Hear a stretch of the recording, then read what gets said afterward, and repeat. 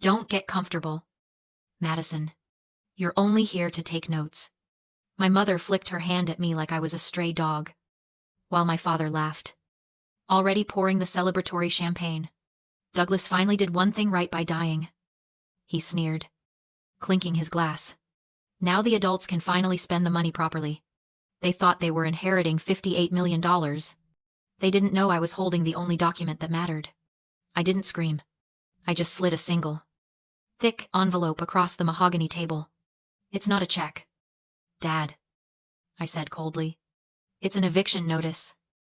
Have you ever had to humble a toxic family member to save yourself? Let me know your story in the comments. I'm reading every single one. Now, let me show you how a $58 million empire crumbles in 5 seconds. The silence in the boardroom shattered like dropped glass. My mother, Cynthia, didn't cry. She screamed. It was a high, thin sound that had nothing to do with mourning and everything to do with a declined credit card. She lunged toward the lawyer, her face contorted in a way that cracked her carefully applied foundation. She shouted that Douglas was senile, that he had lost his mind, that I had manipulated a dying man. My father, Gregory, was red-faced, slamming his fist onto the polished mahogany table so hard his gold watch rattled. He was already shouting about lawsuits, about contesting the will, about how he would burn this entire firm to the ground. I didn't move. I didn't flinch. I sat perfectly still, my hands folded in my lap, watching them unravel. It was fascinating. Really. For 28 years, I had been the one tiptoeing around their explosions, trying to keep the peace, trying to be invisible so I wouldn't trigger their rage. But today, their rage felt distant, like a storm behind thick glass. I wasn't their daughter in this moment. I was an architect, looking at a structure that was about to collapse, because it had no foundation. When my father finally stopped for a breath, pointing a shaking finger at me, I moved. I didn't shout back. I didn't defend myself. I simply reached into my leather portfolio and slid a single, thick manila envelope across the table. It stopped right in front of him. He stared at it, chest heaving. He thought it was a settlement. He thought it was a check, a peace offering, a crumb from the $58 million estate I had just inherited. He snatched it up, his greedy fingers tearing at the seal. My sisters, Ashley and Megan, leaned in, their tears instantly drying up at the prospect of money. My father pulled out the document. He read the header. He froze. It wasn't a check. It was a formal legal document titled 30-Day Notice to Vacate. My mother snatched the paper from his hands. Her eyes scanned the page, and the color drained from her face faster than I had ever seen. She looked up at me, her voice trembling, not with anger this time, but with genuine terror. She asked what this was. She said it was their house. She said they owned it. I leaned forward, resting my elbows on the table. I spoke softly, but in that acoustic glass room, my voice carried like a bell. I told them they were wrong. I explained that Uncle Douglas hadn't just left me his money. He had left me the Skyline Trust. And 5 years ago, when they were quietly drowning in debt to keep up appearances, Douglas had bought their mortgage from the bank to save them from foreclosure. He had never told them he owned the deed. He let them play house. He let them pretend they were wealthy socialites while he paid the property taxes. But Douglas was gone, and the trust had a new executor. I looked my father in the eye. I told him he wasn't the owner. He was a tenant at will. And as the landlord, I was terminating his lease. The room went dead silent. The reality of it hit them all at once. They weren't just disinherited. They were homeless. My mother started to sob. A real, ugly sound this time. She reached for my hand, begging, asking how I could do this to my own family. I pulled my hand away as if she burned me. I stood up, smoothing the front of my blazer. I looked down at the people who had abandoned me when I was a child. The people who only loved me when I was useful. I delivered the only instruction that mattered.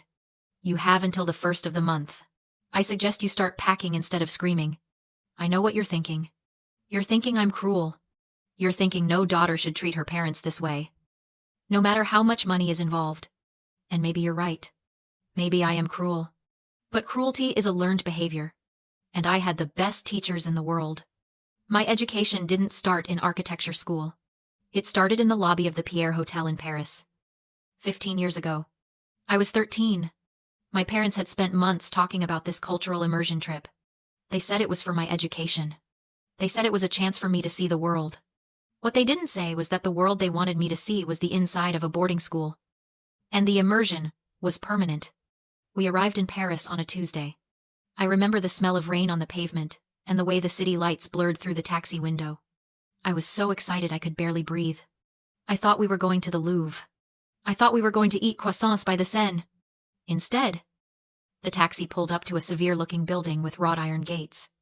The driver unloaded my trunk, not a suitcase. A trunk, and my father handed me an envelope. "This is your enrollment packet," he said. Not meeting my eyes.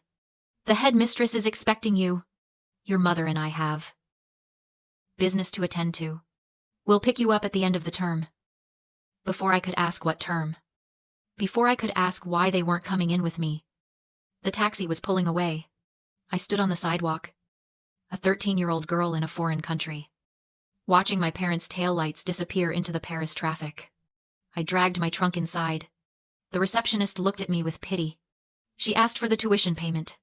I handed her the credit card my father had given me. The one he said was for emergencies. She swiped it. She frowned. She swiped it again. "Declined," she said. I tried to call my parents. Straight to voicemail. I tried again. And again. For 6 hours. I sat in that lobby. My back against my trunk. Watching the other girls arrive with their parents. Watching them hug and cry and promise to write. I sat there until the sun went down, and the lobby emptied out. I sat there until I realized that the business my parents had to attend to was a couple's retreat in the south of France. And they had simply forgotten to authorize the charge for their daughter's disposal. I was hungry. I was terrified. And for the first time in my life, I understood exactly what I was, to them an expense. A line item to be managed. Deferred. Or canceled if the budget got tight. Then the doors opened. He didn't look like a savior. He looked angry. Uncle Douglas strode across the lobby in a wool coat that smelled of expensive tobacco and cold air. He didn't hug me. He didn't apologize for his brother. He walked straight to the receptionist, slapped a black American Express card on the counter, and said 2 words in perfect French that made her straighten her spine. "Full year." He paid the tuition. He paid the boarding fees. He paid for a private room so I wouldn't have to share with strangers. Then he turned to me. He looked at my tear-stained face. My crumpled clothes. The trunk that held everything I owned. "Get your things. Madison," he said. His voice wasn't soft, but it was solid. "You're not staying here. You're coming with me." That night, in a hotel room that cost more than my parents' car, Douglas ordered room service and sat me down. He didn't offer comfort. He offered strategy. "They didn't leave you because they don't love you," he said. "Cutting into a steak. They left you because they love themselves more. Understanding that is the difference between being a victim and being a survivor." He pulled a napkin from the table and took out a silver pen. He started to draw. Straight lines. Angles. Support structures. "This is a foundation," he said.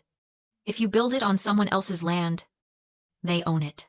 If you build it on sand, it sinks. You have to build your own foundation. Madison. Deep. Strong. Independent. So that no matter who leaves, the building stands." That was the night I stopped being Kelsey Grant's daughter. That was the night I became Douglas Skyline's apprentice. I stopped crying for parents who didn't want me, and started building a life that didn't need them. So when they look at me across a boardroom table and call me cold, they're right. I am cold. I am made of steel and glass and concrete. I am exactly what they forced me to become. And now, 15 years later, the bill for that education has finally come due. The week after the funeral, my phone didn't stop ringing. But it wasn't condolences. It was assault. My sisters, Ashley and Megan, launched a coordinated campaign on social media. They posted tearful videos with soft lighting and sad music, claiming I had manipulated a dying man. That I had coerced Douglas into changing his will on his deathbed. She stole our childhood home. Ashley sobbed to her 100,000 followers. She erased our family. The comments were brutal. Strangers called me a gold digger, a vulture, a thief. They didn't know the truth. They didn't know that Ashley hadn't visited Douglas in 6 years. Or that Megan had only called him when she needed bail money. They only saw the performance. Then my mother called. Her tone wasn't angry anymore. It was worse. It was the sweet, cloying voice she used when she wanted to rewrite history. "Madison. Honey," she said. "You're grieving. You're not thinking straight. Douglas confused you. We sent you to that school to make you tough. We did it for you. Can't you see that? Gaslighting. It's a structural flaw in the foundation of reality. They were trying to convince me that the cracks in the walls were actually design features. They wanted me to believe that abandonment was love, and theft was inheritance." I didn't argue. I didn't defend myself. I hung up the phone and called a forensic accountant. If my family wanted a war, I wasn't going to fight it with emotions. I was going to fight it with data. I gave the team access to everything: Douglas's personal accounts, the trust's history, the property records. I told them to look for leaks. I told them to find where the money had gone. 2 days later, while the auditors were digging through years of financial strata, I found something else. I was going through Douglas's private server, looking for architectural schematics, when I found a folder simply labeled Madison. Inside was a single video file, dated 7 years ago. I clicked play. Douglas appeared on the screen, looking younger, but tired. He was sitting in his office, a glass of scotch in his hand. He looked directly into the camera lens, his eyes heavy with something I recognized immediately: regret. "Madison," he said, his voice tinny through the laptop speakers. "If you're watching this, I'm gone. And there's something I need you to know. Something I was too cowardly to tell you when I was alive." I leaned in, my heart hammering against my ribs. "You probably wonder why I waited until you were 13, he continued. "You probably wonder why I let you stay in that house for so long." He took a sip of the scotch, his hand trembling slightly. "I tried to take you when you were 8. I filed for custody. But your parents, they knew you were the only leverage they had over me.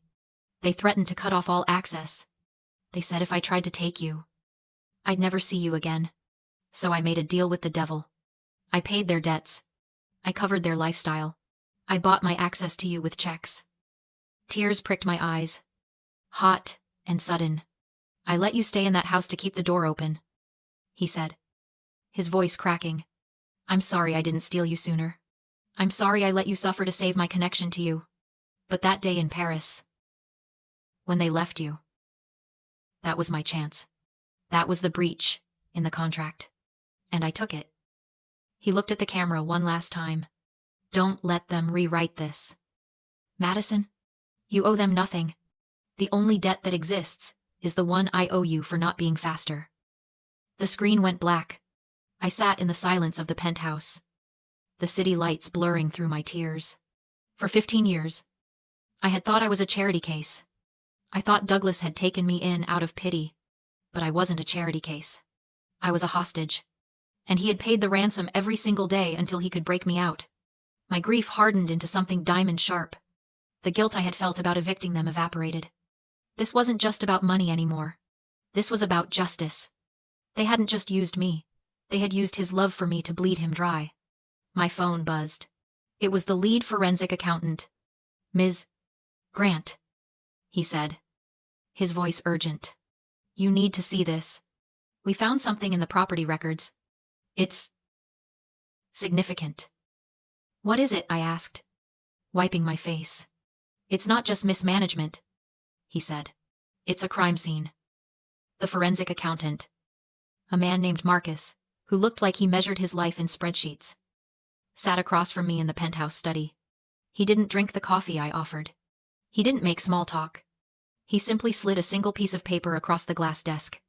"We found the leak," he said. "It wasn't a drip. It was a hemorrhage." I examined the document. It was a loan agreement from 2 years earlier, a $250,000 home equity line of credit taken out against the mansion. I frowned. Uncle Douglas would never have borrowed against a house he owned outright. He despised debt. Called it structural weakness. It's not 7. He didn't. Marcus said, pointing to the signature. Look closer. The name read Douglas Skyline. The slant and pressure were convincing. But the details were wrong. Douglas crossed his T's like he was striking out a mistake. This signature looped. It hesitated. It was my father's handwriting. They forged it. I whispered. They took out a $250,000 loan on a house they didn't own. It gets worse, Marcus said. Opening another file, we traced the money. The funds hadn't gone to repairs or medical bills. $75,000 went to Ashley Designs, my sister Ashley's failed clothing line. $80,000 went to a Los Angeles brand agency, Megan's attempt at influencer fame. The rest vanished into luxury car leases and Instagram vacations. They hadn't lived off Douglas's generosity. They had committed bank fraud, wire fraud, and identity theft against the man who kept them housed. This is federal, Marcus said quietly. 5 to 10 years, if reported. Draft the police report, I replied, and bring my parents here in 1 hour. They arrived furious and indignant, demanding a settlement and threatening to smear Douglas's name. I let them talk until they ran out of breath. Then I placed the forged loan agreement on the desk. I know about the second mortgage. The color drained from my father's face. $250,000, I said evenly. A loan taken out with a dead man's signature. The FBI file is ready. My mother collapsed, sobbing excuses about image, reputation, and helping my sisters. My father claimed it was for the family. You did it for vanity, I said. You committed a felony so Ashley could play designer, and Megan could play celebrity. I stood and delivered the truth they had spent decades avoiding. They hated me, because I succeeded without them. Because I rejected their blueprint and built something real. Because the scapegoat no longer needed them. I'm not sending you to prison, I said finally. Not for your sake, but for Douglas's legacy. I slid a document forward. You will vacate the property immediately. You will acknowledge the $250. 000 debt. You will relocate to Douglas's Arizona condo. You will never contact me again. If you do, this file goes to the district attorney.